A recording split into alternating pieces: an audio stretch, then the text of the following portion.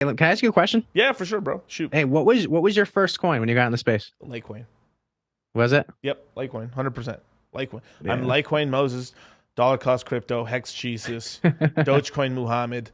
And it's kind of funny though. Like even though Litecoin was my first coin, the community that I gravitated towards most back then was just because you could buy Litecoin. You could also buy Dogecoin back in the day on Robinhood and stuff like that. So I got hmm I got into Dogecoin pretty early on. That was Like my first Doge on Robinhood. yeah. So you want to know something crazy? So you know that guy who got really famous for like, oh, he put all his money into Dogecoin and he had like this much millions of dollars. Yep. He only had like a million more Doge than me.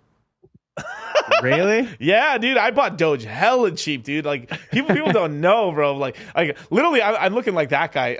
But except I had more coins as well and stuff like that. When I tell you, you man, like I've done the math. There isn't any conceivable universe where I ain't a multimillionaire from crypto.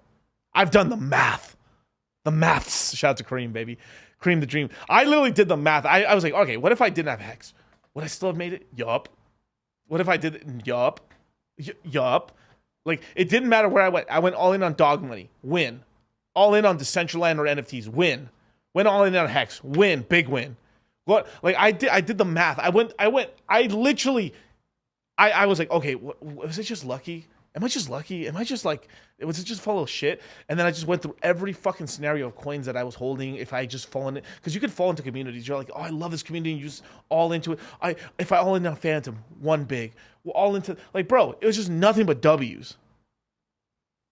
Miguel, you could have been a dog coin billion, bro. If I had concentrated, like I literally, like, okay, that guy said at one point he had $1 or $2 million of Dogecoin or something like that in terms of the top or whatever, bro. If I all my money into Dogecoin, into Dogecoin and stuff, and then just kept DCAing, bro, I would have had like what?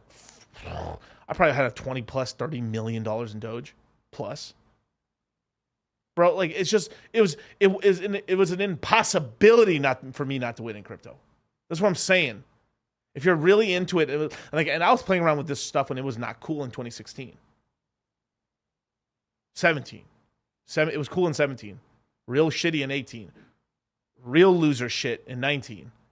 All right, you're a little dork, but you're cool in 2020, in 2020, 2021. Ah, you're out here, bro, man. What's up, bro? 2022, loser. There's these cycles, man. When everyone's calling you a loser to being in it, that's when you get rich. I'm telling you, man. Like me and Charlie, the Repo Lions, were over here banging the chest. Like, get the fuck in, on board, hmm rug the banks. The fuck you doing? Dude, so many people are just going to learn in like 2030, 2040. They're going to be like, damn, this community and all this shit was in my face for years. And I was just like, oh, whatever. Yeah. They're going to learn how important it's going to be in their lives when they get older. As we go on, it's going to be integrated into everything. Right. Now, no, sorry, Ryan Martia said 40% Shiv, 40% Doge, 20% Bone. What about Leash? If you want to play around in those, we are going to talk about it in the next Crypto Mindset course. I'll go in more into detail in that ecosystem. But you can just take 10% off of Shib or Doge and stuff, and then you can play around more on the alts. But the reason I'm so heavy, you can take a smaller Bone position and play in the altcoin positions, or maybe take Shib down to 35, Doge to 35. That gives you an extra 10% to throw into shit coins if you want to gamble a little bit, but that's up to you.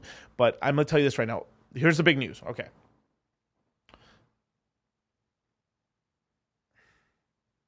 Elon Musk is trying to buy this crypto bank because of the instant payments network. If they end up buying it, which I think they probably will, if they buy that bank, then they'll be able to actually have a payments network for tipping on Twitter. That means you can be tipped either in Satoshis or in Dogecoin, right? Now peep this shit. It's going to be Bitcoin at first, right? So it's like, oh, Rocky, you killed it with that post. How you call that dude an asshole or a douchebag, or like, oh, that was hella funny, dude. That's a great video. Top mommies in the club. I send you $10 in Bitcoin. It's going to clog the Bitcoin network. The Bitcoin network is 4 times slower than Ethereum in terms of like throughput, right? Now, Litecoin, for people who don't know, is 4 times faster than Bitcoin, right? Now, it's 4 times faster than Bitcoin, but it's the same exact speed as Ethereum. So technically, Ethereum and Litecoin have the same amount of throughput. People don't know that. Like, you could literally build an entire like network on Litecoin, and it would actually run it just as fast as Ethereum. Kind of a mind fuck, actually.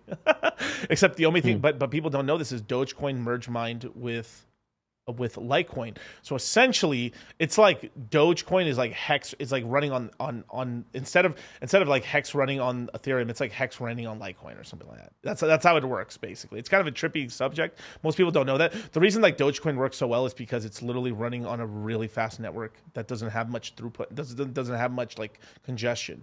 So what's going to happen is it's going to get really, really expensive to send and tip people in Bitcoin. So people are going to start on like, fuck it, I'll just start tipping in Dogecoin. What do you think is going to happen to the Doge price?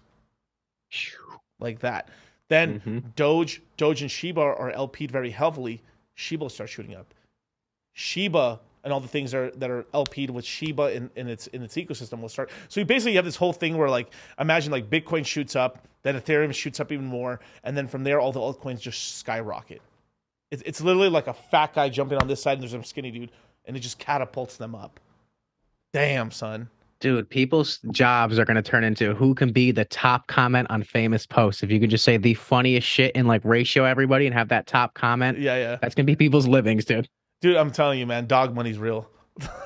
That's crazy. And watch this shit. So Pulse Chain is 4 times faster than Ethereum off the rip. Minimum.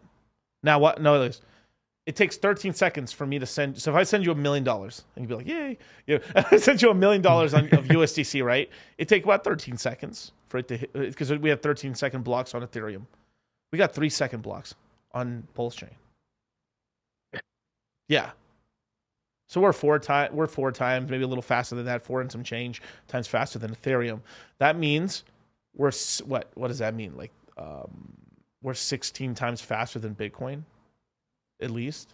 20. So we're 16 to 20 times more throughput than Bitcoin. Get wrecked. Sheesh, baby. Hit the like technology battle. It's the technology battle. That's why a lot of people are like, my best, easiest way to explain Hex to people and like Pulse when we talk about like products to people that don't really understand the crypto space.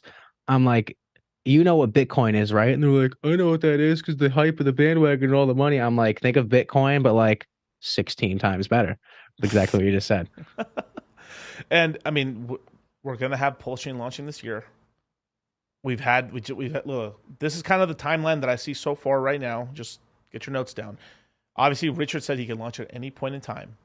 But do I think he's market timing? Oh, fucking course I do. Of course, man. I mean, Richard's a smart dude, man. He's really great at charting and stuff. But let's go into this for a little bit, right? When you launch a test net, you want people to play around with it to see if there's actually any bugs in the code, or like is something not broken? Is your UI issues? The UI issue is the important thing. It's got to look good. It's got to like numbers got to show up, right? And of course, you could like some minor things you can do later after posts and stuff like that. But you want the major stuff so it runs pretty smoothly, right? So what's going to happen is this. We're probably gonna. There's probably gonna be about we just launched a couple days ago or a week ago and stuff. V3, right? Another month from now, they have found a lot of the bugs and UI issues. Another month to repair stuff, and probably another month to really tweak stuff out, and then it's ready to launch. So I think we have a 3-month window from now and when it launches. So I mean, I'm still